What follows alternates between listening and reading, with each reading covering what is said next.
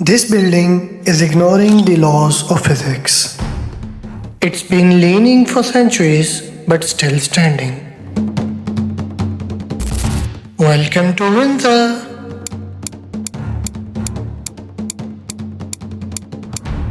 where gravity meets its match. My name is Sophanikam and today we are exploring Windsor, a town famous for its castle, royal swans that belongs to the queen, and a house which refused to fall. This castle has been standing strong for many years. In 1070, William the Conqueror decided to build this castle when he took over England. Wasn't fancy at first, just a wooden castle standing on a hill. Over the years, almost 40 kings and queens added their own touch to transform it into this magnificent fortress and the royal residence we see today.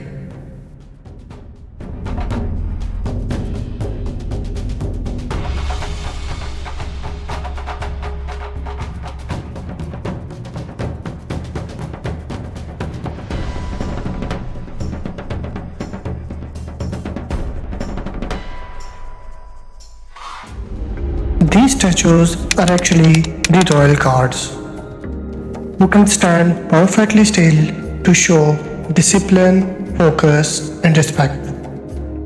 These royal guards wear these hats called bearskin hats. Interestingly, each hat is made up of Canadian black bear fur and costs almost $1,000. The idea of wearing these 1 kilogram heavy hats was taken from French soldiers called grenadiers, just to look tall and stronger.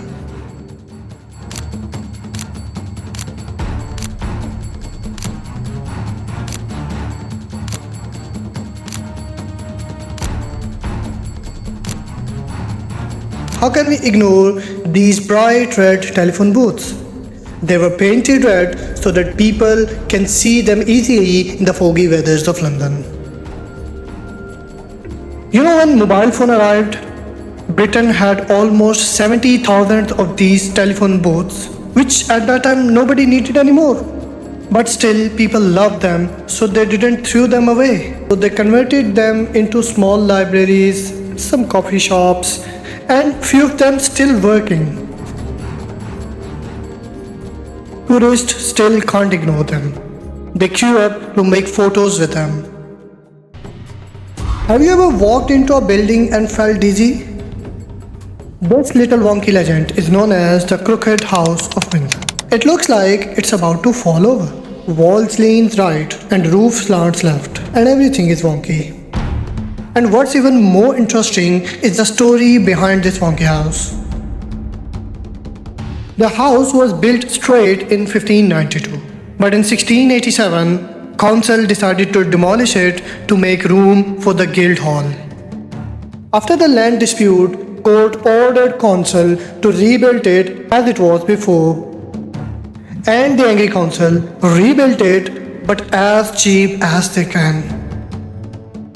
They used this unseasoned green oak, which dried out, wrapped over time, and make this crooked shape. The history of this house is even more twistier than its walls.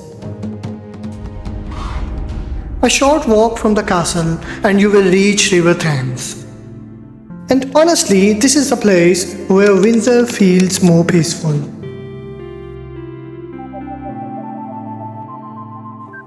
These swans are not just any swans.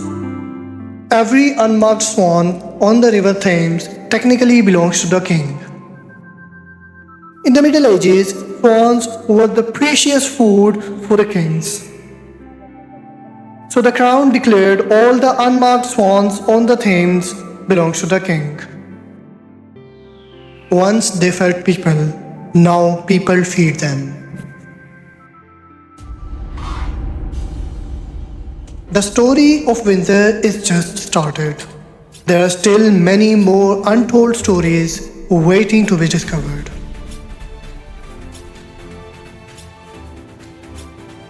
Every place has a story, and this is just the beginning of our journey.